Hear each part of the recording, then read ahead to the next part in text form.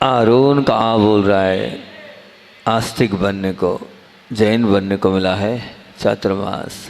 रो बोल रहा है रोज छोड़ने को और गुस्सा छोड़ने को मिला है चातुर्मास। न बोल रहा है नया इतिहास बनाने को मिला है चातुर्मास।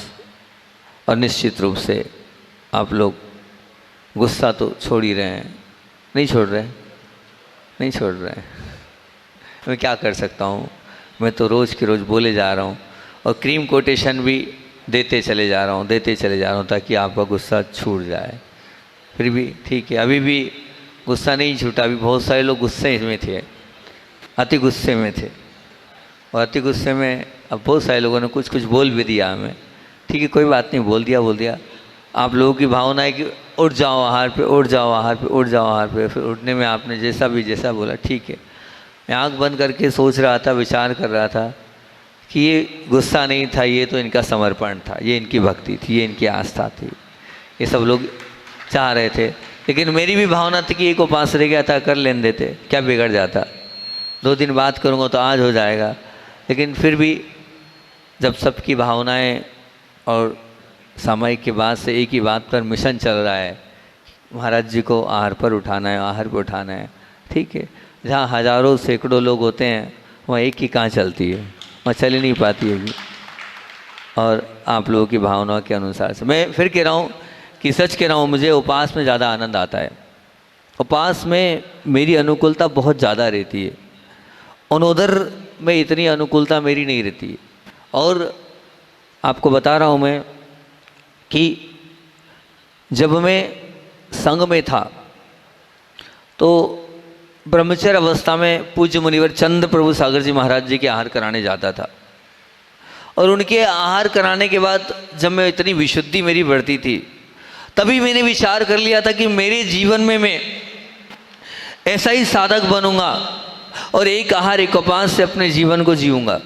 बहुत प्रबल भावना थी, अंतरंग में बहुत उत्कृष्ट यहो भाव थे। और जबकि शरीर की अनुकूलता नहीं थी, लेकिन भावनाएं बहुत उत्कृष्ट थी। बिल्कुल ऐसा था कि मैं कर लूँगा। और जब ये भाव मैंने संजोए तो तीव्र पाप कर्म का ऐसा उदय था कि दीक्षा लेते ही इतने अंतराय 2, 3, 4, 5, 7 अंतराय लगातार आते थे।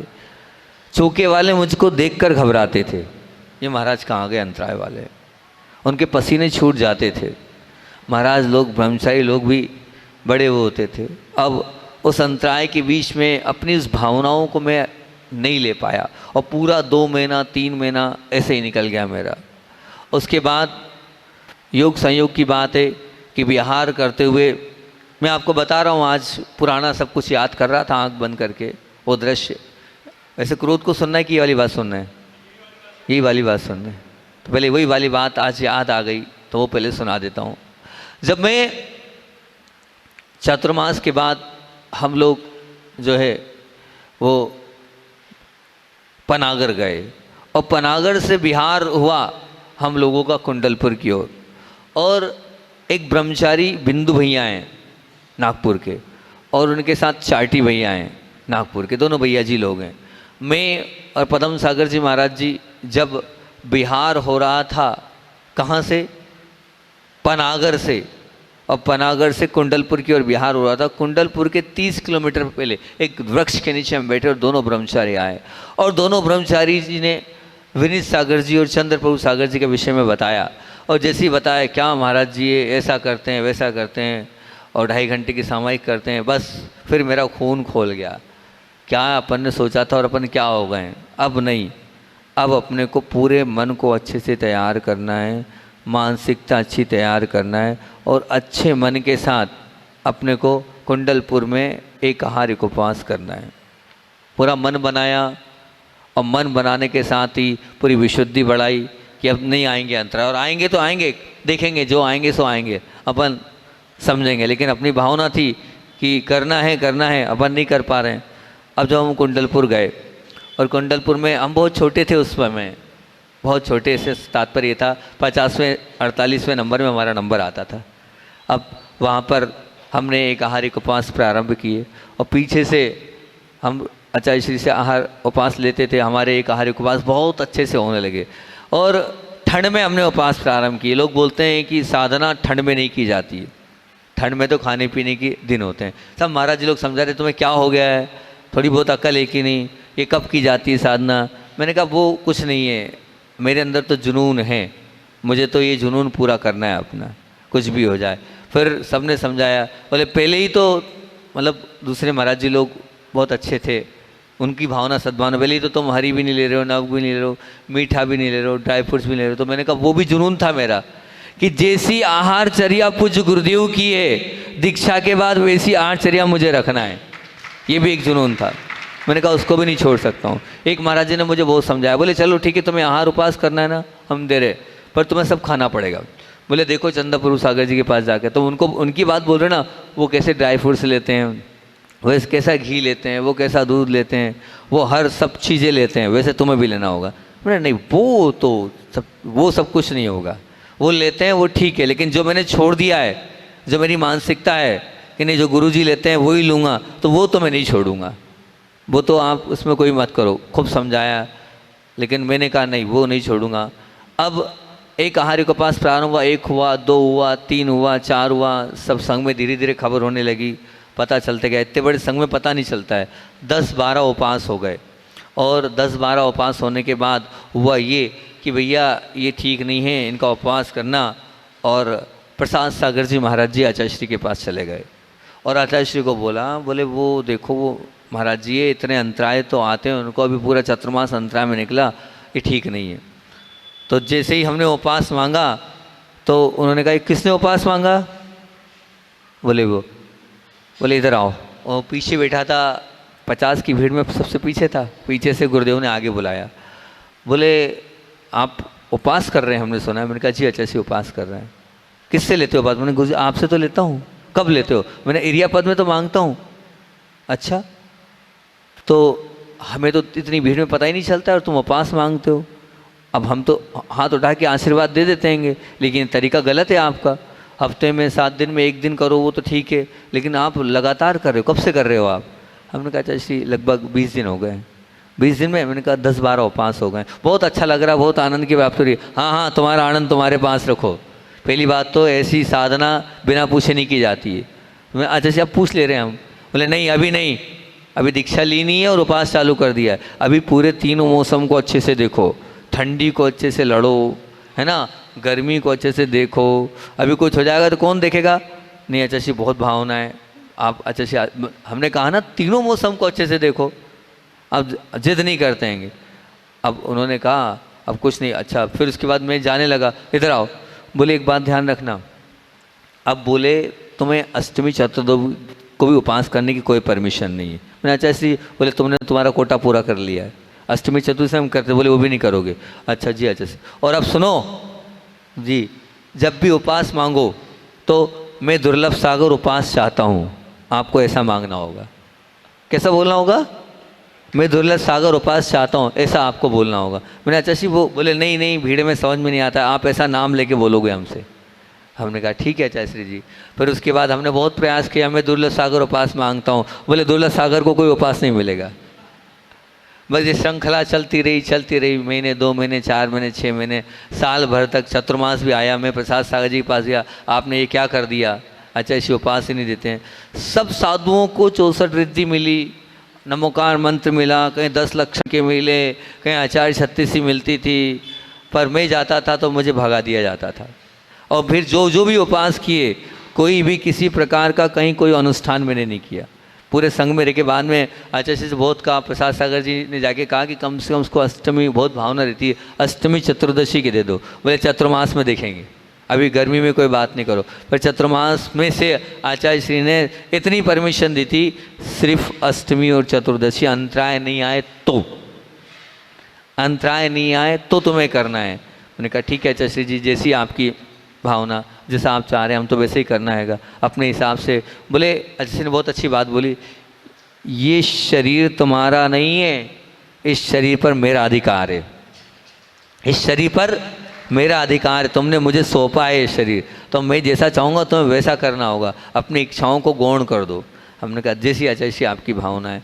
फिर अब ये भावना मेरी थी, तो अब मैंने सोचा चातुर्मास में आचार्य श्री जी ने बोला है, अब पूछने की क्या ज़रूरत है, विकल्प नहीं करते अपन तो। और बिना उसके जो है हमने वहाँ भी बिना 12 में उपास प्रारंभ कर दिए। प्रथम चातुर्मास था हमारा, वहाँ उपास प्रारंभ किए, क्योंकि मुझे मालूम था कि मैं जाऊँगा तो आचार्य श्री जी कहेंगे नहीं और बोलेंगे नहीं। वो 8-10 दिन का चलता था, बाद में तो ऐसा कुछ चला नहीं कि दुर्लभ सागर उपास चाहता हूँ ऐसा बोलो। वो तो 2-4 बार 8 बार बोला अपन ने, वो भी भूल गए, हम भी भूल गए, बात खत्म हो गई।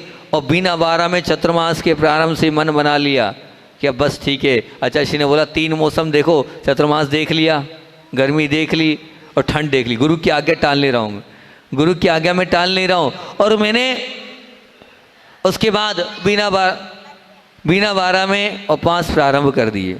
अब बिना 12 में उपास प्रारंभ कर दिए तो पूज्य सागर जी महाराज जी संग में थे और उन्होंने बहुत मोटिवेशन दिया, बोले बहुत अच्छी बात है कि कर रहे हो, हमारा पूरा समर्थन है। उन्होंने पूरी आहार की प्रक्रिया पूरा सब कुछ सिखाया और जितना हो सकता था उन्होंने पूरा वो किया। लेकिन अब हुआ ये, हम मल्ली सागर जी महाराज जी के साथ वहीं ऊपर एक वहाँ थे, तो वो भी बहुत अच्छे साधक हैं और वो भी बेला कर रहे थे, बेला उपास। अब धीरे से आचार्य को जैसी खबर मिली वैसे फिर आचार्य ने बोला आप किससे पूछ कर उपास कर रहे हो? आचार्य आपसे लेते हैं। जब आपसे बोला था आप, तो हमने बोला ना, वो तो आपने ये कहा था ना 3 मौसम देखने के बाद आपको उपास प्रारंभ करना है, ये बोला था। लेकिन ये थोड़ी बोला था कि आप उपास प्रारंभ कर देना। मैंने आचार्य आपने ये कहा था, मुझे तो वही याद है कि 3 मौसम देख लेना। हमारा 3 मौसम हो गए, हमारा चतुर्मास भी हो गया, हमारी गर्मी भी हो गई, हमारी ठंड भी हो गई, अब बस अब क्या पूछना उसमें? बोले नहीं ऐसा नहीं। उन्होंने इतनी तेज़ डांटा कि अगर मतलब सामान्य से इस प्रकार से डांटा, ध्यान रखना अब अगर बिना पूछे उपास किया तो समझ लेना समझते हैं नहीं है, अभी कुछ हुआ है नहीं है, दीक्षा ली नहीं है कि और प्रारंभ हो गया है, पूरा देखा नहीं, अभी जल्दी नहीं करो, 3-4 साल बाद समझेंगे।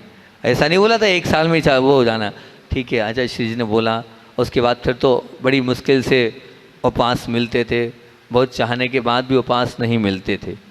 और तेला और बेला तो कभी दिए ही नहीं गुरु जी ने, बड़ी मुश्किल से विदिशा में बेला दिया था उन्हें, और वो भी प्रसाद सागर जी साथ गए थे। मैंने कहा आप ही ने शिकायत करी और आप ही चलो, मुझे तेला करना है और 72 घंटे बैठना है, आपको चलना पड़ेगा। प्रसाद सागर जी गए, बोले वकील को क्यों लेके आए हो तुम? आचार्य ने बोला वकील को क्यों लेके आए हो तुम? बिना वकील के नहीं आ सकते थे। मैंने कहा बिना वकील के आज तक काम ही नहीं हो रहा है। प्रसाद सागर जी बहुत मस्का लगाया, चाची नहीं उसकी बहुत भावना है, कर लें दो, अभी एक दे रहा हूँ, कल देख के दूंगा दूसरा। हमने कहा ठीक है चाची जी। तो फिर उस वक्त पहली बार गुरुदेव ने विदिशा चातुर्मास में अपने मन से बेला दिया था। उसके पहले एक आहार भी उपास भी नहीं मिल पाता था। तो ऐसी मेरी प्रबल भावना एक आहारिक उपास की थी जो अंतरंग से थी, लेकिन वो भावना मेरी पूरी नहीं हो पा रही थी। और जब मैं कुंडलपुर से द्रोणगिरी गया और द्रोणगिरी में अष्टानिका का विधान किया, उस अष्टानिका के विधान में मैंने मेरा पक्का मन बना लिया था कि अब एक आहारिक उपास करना है। गर्मी से एक आहारिक उपास प्रारंभ किए और एक आहारिक उपास के साथ पूरा वहाँ द्रोणगिरी में अष्टानिका मतलब की, और फिर आगे भी करना था, लेकिन आगे नहीं हो पाया। और हम आगे जो है बाजना चले गए और बाजना से लंबा विहार करते 52 गजा गए, और 52 गजा में मैंने वहीं से कायस्तर कर लिया द्रोणगिरी में कि मैं 52 गजा में जाऊंगा और जाते ही पहले दिन से एक आहारिक उपास की साधना प्रारंभ करूंगा। और सच में वास्तविकता में मैं बता रहा हूँ, मेरे जीवन का गोल्डन समय, मेरे जीवन का महत्व से कह रहा हूँ कि सबसे अच्छा समय अगर मैंने जिया है तो 52 गजा में जिया है। जो मुनिवत चर्या होती है उसका पालन किया है, जो साधुत्व होता है उस साधु को मैंने जिया है वहाँ। सच कह रहा हूँ, ऐसा जीवन वास्तविकता में वो साधना का वो काल मेरे जीवन में क्या पता कब आएगा, क्या पता। मेरी भावना आपको बताऊँ, मेरी भावना क्या थी? मेरी भावना ये थी कि सेतपुर में था मैं, और सेतपुर से मैंने पूरी ताकत लगा दी थी कि यहीं चातुर्मास हो जाए। कहाँ? सेतपुर में। और वहाँ पर 7 मड़िया 7 गुफाएं थी। तो हमने छल्लक जी से बोला एक तुम पसंद कर लो, बाकी एक मैं देख लूँगा। उन 7 गुफाओं में रहने का भाव था हमारा। वहाँ से 10 किलोमीटर 8 किलोमीटर अंदर, वो आपको और बता दूँ, वो कहलाती है गुफाएं, लेकिन जब आप उन गुफाओं में जाके देखोगे, 7 मड़ियाँ कहलाती हैं किस उनकी, वो 7 गुफाओं को जाके देखोगे तो वो दिगंबर प्रतिमाएं उन पर अंकित हैगी, आप बहुत अच्छे से देखोगे। तो मेरा भाव था कि जैसा 52 गजा में जीवन जिया था वैसा मुझे जीवन जीने को मिले, और बहुत अच्छे से पूरे मौन में रहें। 48 घंटे में सिर्फ 2-1 घंटे के लिए आहारचर्या में आए, बाकी किसी से कोई लेना नहीं, किसी से कोई देना नहीं, और अपने आप में रहना। बड़ा सुंदर वो जीवन होता हैगा, ना किसी से देखना, ना किसी को बोलना, ना किसी से कोई लेना, ना किसी से कोई देना, और वही जीवन जीने के बहुत भाव थे। लेकिन आचार्य श्री जी ने तो बोल दिया, क्या बोल दिया, नहीं आरोन जाना है, क्या करें।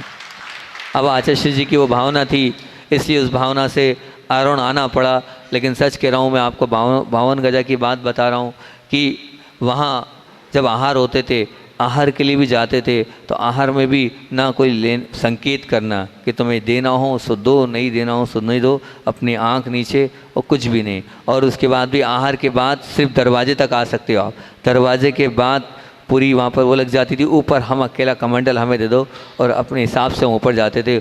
ऊपर भी जिस स्थान पर हम रहते थे वहाँ किसी को परमिशन नहीं थी आने की, कोई वहाँ नहीं आ सकता है, किसी की ताकत भी नहीं है कि कोई वहाँ पर आ जाए। एक बड़े बाबा के सामने एक कमरा था, वहाँ पर रात्रि विश्राम होता था, और दिन भर हमारे भाव थे कि जो लिखा है आगम में कि चातुर्मास बरसात में पेड़ के नीचे होता है, तो हम पेड़ के नीचे एक नाले के उस स्थान पर जाके हम वहाँ पर चातुर्मास करते थे। आज तो बालक भी आया था, कल रात को दिला रहा था बड्डू, जिसने वो पूरी व्यवस्था वहाँ बनाई थी।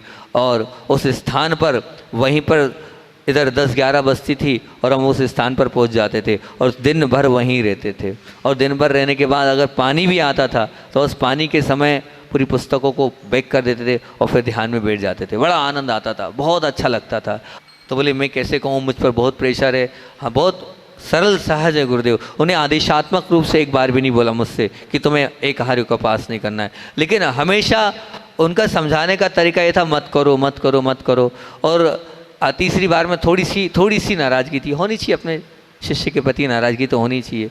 और वो बार बार एक ही बात बोलते थे, मैं क्या करूँ, गुरुदेव ने मुझे तुम्हें सौंपा है तो मुझे ये भी तो देखना पड़ेगा, समझो बात को, मेरे पर बहुत इस प्रकार से जिम्मेदारियां हैं, आप मान जाओ बात को। फिर उन्होंने उनोदर के लिए कहा, तो मैंने कहा ठीक है, मैं मन बनाता हूँ। और फिर हुआ ये कि जब सबका प्रेशर था तो मैंने मन बनाया, और आचार्य महाराज आहार के लिए जा रहे थे, मैं पहुँच गया और मैंने आचार्य श्री जी चरण छुए। शुद्धि चल रही थी कुंडलपुर। मैंने कहा आचार्य श्री, आज मैं आहार पर उठ रहा हूँ, 4 साल बाद मैं आज आहार पर उठ रहा हूँ, आज मेरा उनोदर रहेगा।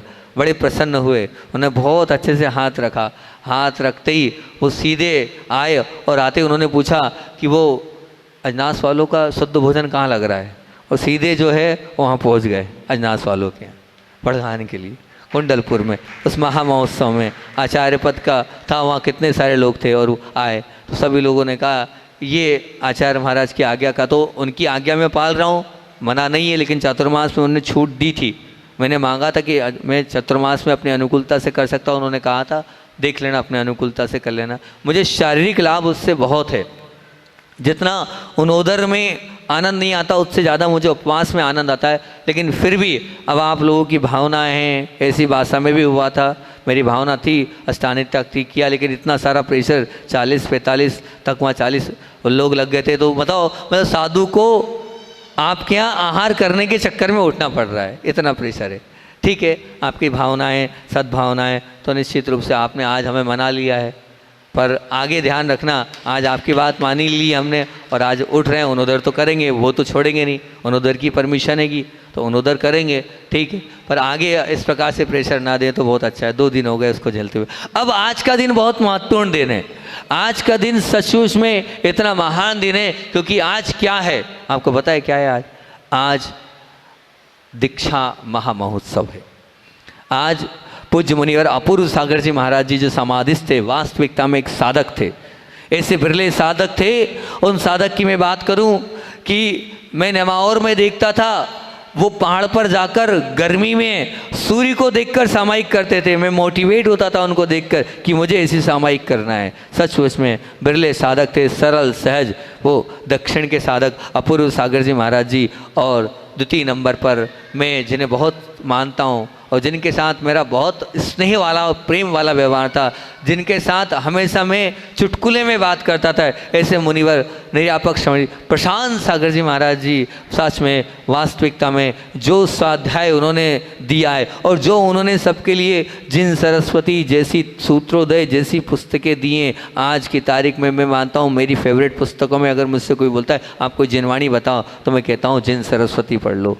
क्या दिया है इस छोटी से में, पूरा जैन आगम पिला दिया उनने। एक नई युवा पीढ़ी के लिए प्रश्न उत्तर की शैली में इस प्रकार की प्रस्तुति दी है कि वो वास्तविकता में स्तुति के योग्य है। ऐसी वो सुंदर पुस्तिका जिन सरस्वती उन्होंने दी है, सूत्रोदय की संरचना की। और भी 24 थाना पर उन्होंने, जब मैं पहली बार कुंभराज में उनसे मिलने गया, तो उन्होंने कहा अच्छा ब्रह्मचारी हो? मैंने कहा जी। मैं पहली बार दर्शन किए उनके। मैंने कहा जी महाराज जी ब्रह्मचारी हूँ। अच्छा टोपी मंडल से? मैंने कहा जी। अच्छा जी महाराज जी। क्या पढ़ाया है समय सागर जी ने? मैंने कहा भाई 24 थाना पढ़ाया है। उन्होंने 24 थाना के बहुत सारे दे दनादन प्रश्न कर लिए। मुझे बड़ा अच्छा लगा। कोई जब प्रश्न मुझसे करता है तो मुझे आनंद आता है। मैं गया था 1 घंटे के लिए, 2 घंटे के लिए, बस ज़्यादा शाम तक रहूँगा। जब उनने प्रश्न उत्तर किए तो मैं 4 दिन रुक के आया। मैंने महाराज जी मेरे पास बिल्कुल समय नहीं था, लेकिन जितना वात्सल्य आपने दिया और जिस प्रकार की प्रश्नोत्तर की आपकी शैली है, मैं बड़ा प्रसन्न हूँ। मैं 4 दिन रुक के वहाँ कुंभराज में उस वक्त वहाँ पर आया था। मुझे बहुत अच्छा लगा। फिर बाद में मौका मुझे मिला नहीं कि उनके साथ रहूं। और फिर उसके बाद निर्वेक सागर जी महाराज जी, सच में बड़े ही सरल सहज महाराज है वो निर्वेक सागर जी महाराज जी। उनका भी आज दीक्षा दिवस है। निर्वेक सागर जी के विषय में बताऊं कि पूज्य मुनिवर कुंडलपुर में जब बड़े बाबा वहाँ पर हो रहे थे स्थापित, तब उनसे मैं मिला था। वैसे तो कुंभराज में भी मिला था, लेकिन वो एक अस्वस्थ थे एक बीमारी से, और मैंने महाराज से कहा मुझे मौका दो महाराज जी, मैं आपकी वैयावृत्ति करके आपको ठीक कर दूंगा। तो बोले भैया बहुत ट्यूब लगा लिए, बहुत सब कर लिया, कुछ नहीं होता। मैंने कहा आप बस, मैं आपसे विनती है, मेरी प्रार्थना, मेरी अनुनय, आप मुझे सिर्फ 10 दिन का मौका दो। सच में बस आप समय आपको देना पड़ेगा। बाकी उन्होंने मेरी बात स्वीकार करी, और बात स्वीकार करने के बाद 10 दिन तक उन्हें वैयावृत्ति का मौका मिला गुरु कृपा से, और बड़े बाबा की छाँव में। सच में वो 10 दिन में महाराज जी ठीक भी हो गए थे। और पूज्य विनीत सागर जी महाराज जी, आप तो जानते हैं वो क्या साधक हैं। उनके जैसे तो ना हम बन पाएंगे, ना बन पाए और ना बन पाएंगे। वास्तविकता में सचमुच में अलबेला साधक है वो। ना किसी से लेना ना किसी से देना, ऐसी साधना और ज्ञान भी अपार भरा है। दिन रात जिनवाणी माँ के अंदर आत्मसात करने में कर्मकांड जैसे ग्रंथ का स्वाध्याय वो वहाँ करा रहे हैं। ऐसे पूज्य मुनि विनीत सागर जी महाराज जी। और आपको बताएं पूज्य निर्णय सागर जी महाराज जी से तो मैं बचपन से जुड़ा हूँ, पहले से जुड़ा हूँ। और कुल मिलाकर मैं जो घर से निकला हूँ, तो इतनी सी बात बता देता हूँ कि घर से निकला हूँ तो ये मान के चलना कि आचार्य श्री जब बुलाया था तो मैं कैसे झूठ बोल के घर से निकला था। मैं घर से यही झूठ बोल के निकला था, क्योंकि आचार्य श्री एक बार बुलाते हैं फिर दोबारा कोई नहीं पहुँचता है, और अब जाना ज़रूरी था।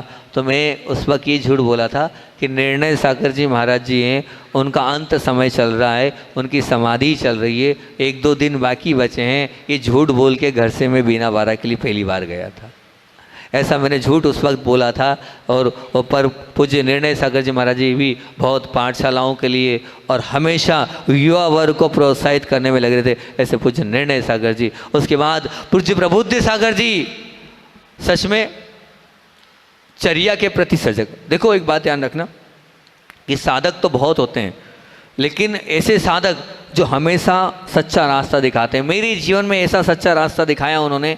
मैं उस वक्त ब्रह्मचर्यवत तो कहना चाहिए नहीं था, लेकिन मैं उनके पास बैठता था जाकर प्रबुद्ध सागर जी पास, और मेरी एक आदत थी।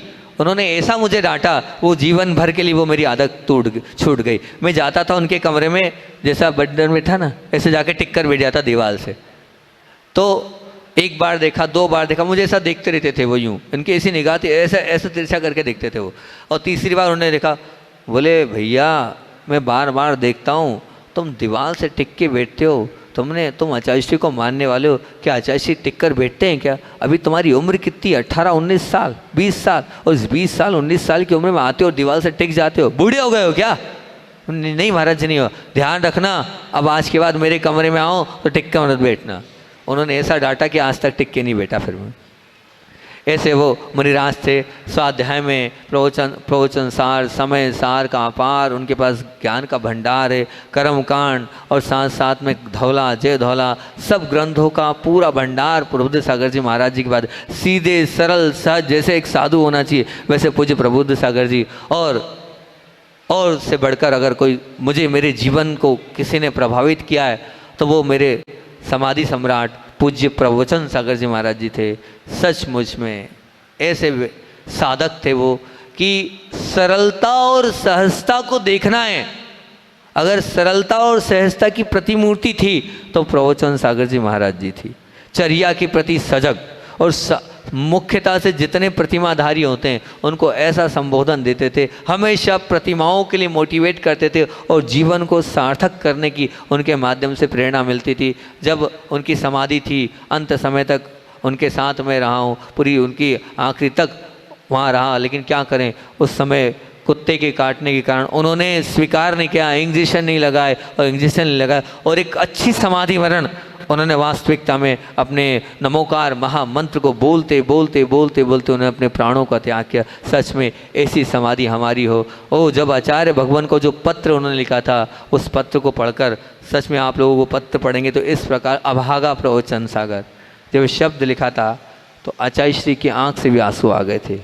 इस प्रकार का उन्होंने उद्भवन हुआ दिया था। आप मुझे सल्लेखना दो, मैं सल्लेखना करके अपने आप को सोचो, विचार करो, युवा अवस्था, और उस युवा अवस्था में वो सल्लेखना मांग रहे हैं और आचार्य श्री जी ने भी पूरी हिम्मत के साथ पूरा आशीर्वाद देकर वो बहुत अच्छी सल्लेखना कर रही थी। और पूज्य मुनिवर पुण्य सागर जी महाराज जी, मैं इनसे जुड़ा नहीं हूँ निश्चित, लेकिन आचार्य श्री जी का तो हर शिष्य निश्चित रूप से साधक होता है, वो भी कोई ना कोई कून हुए होंगे, ऐसे पुण्य सागर जी। और पाय सागर जी से भी थोड़ा बहुत मिला हूँ। मैंने सुना है पाय सागर जी के विषय में कि वो ऐसे महाराज है, ना कुछ रखते हैं और सीधे विहार करते हुए 40 किलोमीटर 50 किलोमीटर, इस प्रकार के वो साधक हैं कि हमेशा अपनी साधना को उन्होंने उत्कृष्टता की ओर ले जाया है और हमेशा उनका ध्येय सिर्फ और सिर्फ सामायिक और साथ में मूलाचार के प्रति रहता है, ऐसे पाए सागर जी। और अंतिम साधक को तो आप सब जानते हैं, वो तो बहुत अलबेले साधक थे और वैयावृत्ति में अग्रणी और सबका ध्यान रखने वाले, चाहे कोई साधक हो और चाहे कोई श्रावक हो, कोई छोटा हो चाहे कोई बड़ा हो, उन्होंने सबका ध्यान रखा है। ऐसे पूज्य मुनिवर श्री निर्यापक श्रमण प्रसाद सागर जी महाराज जी भले 10वें नंबर पे थे, लेकिन गुरुजी के सबसे लाडले शिष्य थे, गुरुजी के सबसे प्रिय थे और गुरुजी उनको सचमुच में बहुत पसंद करते थे और थे भी वो ऐसे, क्योंकि दया और करुणा से ओतप्रोत रहने वाले ऐसे पूज्य प्रसाद सागर जी महाराज जी। बहुत कुछ मैंने उनसे सीखा है, वैयावृत्ति करना मैंने उनसे सीखा है, किस प्रकार से गुरुजी के साथ कैसा बोलना है, क्या करना है, उन्होंने बहुत सारी चीज़ें मुझे सिखाई है। आज आयुर्वेद का इतना सारा ज्ञान मैंने पुनीत सागर जी ने और प्रसाद सागर जी ने भेषज रत्नावली ग्रंथ का स्वाध्याय उनके साथ ही बैठ कर किया है और वो हमेशा कोई भी साधक हो,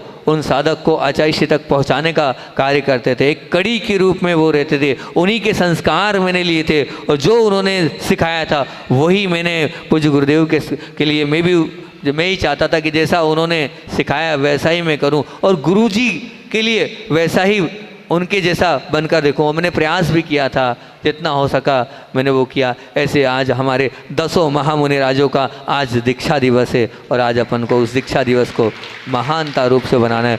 बोधि समाधि परिणाम शुद्धि आत्मोपलब्धि शिष्यों के सिद्धि चिंता बड़ी चिंतित वजाने तम वदमानश्य ममास्तु देवी।